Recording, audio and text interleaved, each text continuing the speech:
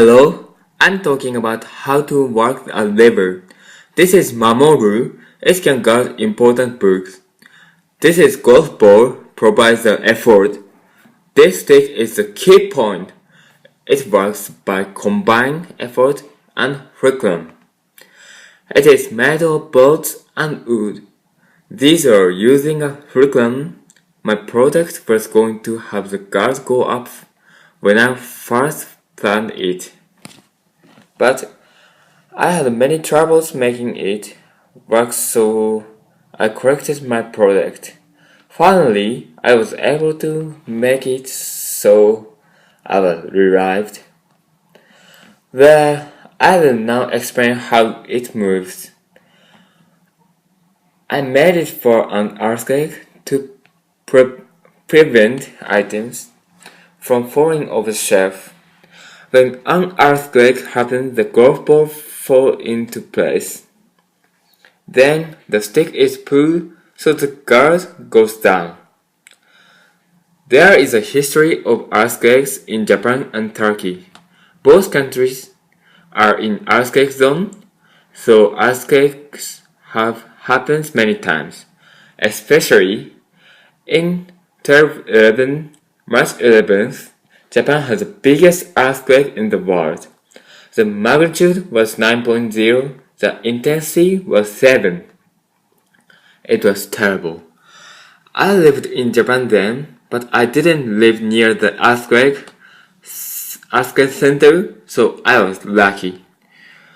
Well, my product was different from my planning, after all. But I feel achieved my goal. The goal was making the guard able to move. I got a lot of experience this time because there are some big weaknesses in my design.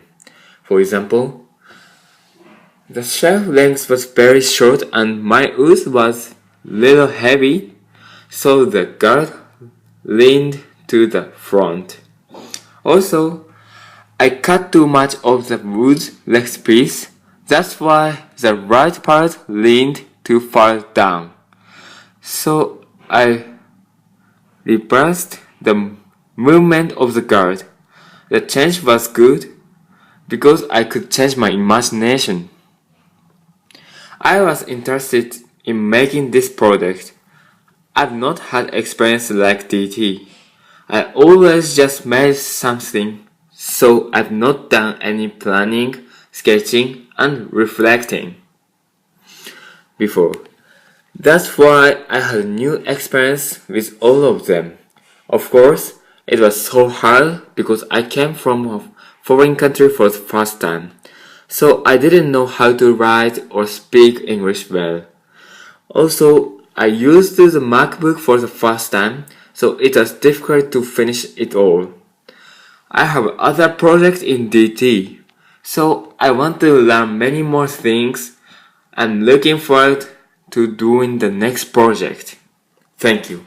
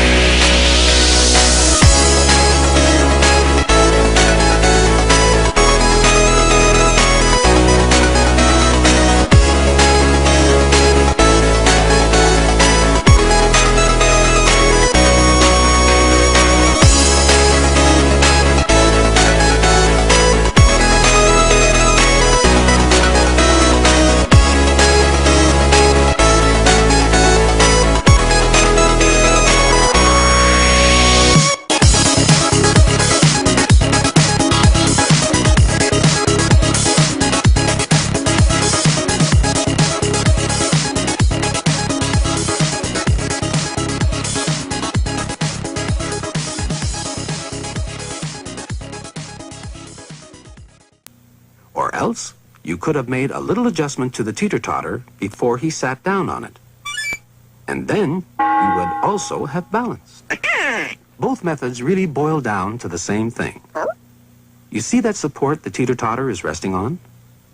Well, scientists have a fancy word for that. They call it a fulcrum, which is simply Latin for a support or pivot. Anyway, whether the fat guy moves himself closer to the fulcrum, or whether you move him closer to the fulcrum by moving the teeter-totter, it's really a lever. Yes, a lever. You use levers all the time. Things that give you leverage.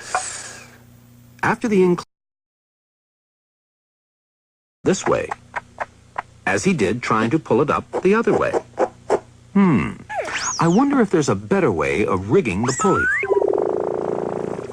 Amazing. How did Jill manage it? Both she and Jack only had one pulley to work with, and yet Jill was able to pull up the pail with half the force that Jack needed. You can attach two wheels to the same axle this way, so that when one wheel turns the axle turns the other wheel. You just apply a force to the edge of one wheel to make everything turn. Each time the first wheel turns around once, so does the axle, and so does the other wheel. The second wheel turns with the same amount of force that you apply to the first wheel.